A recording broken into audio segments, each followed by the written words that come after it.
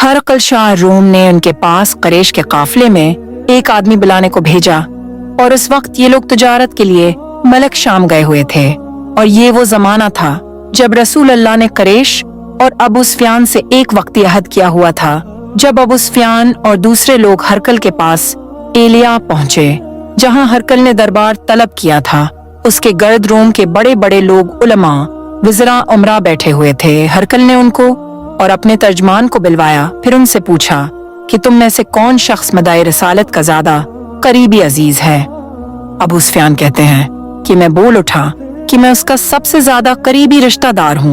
ये सुनकर हरकल ने हुक्म दिया कि उसको अबू सुफियान को मेरे करीब लाकर बिठाओ और उसके साथियों को उसकी पीठ के पीछे बिठा दो।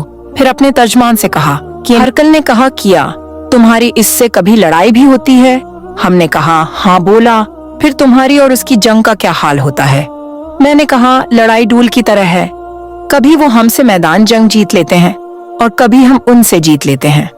हरकल ने पूछा वो तुम्हें किस बात का हुक्म देता है? मैंने कहा वो कहता है कि सिर्फ एक अल्लाह ही की इबादत करो, उसका किसी को शरीक न बनाओ और अपने बाप दादा की शर्क की बातें छोड़ दो और हमें नमाज पढ़ने, सच बोलने, परहेजगारी और सला रहमी का हुक्म देता है।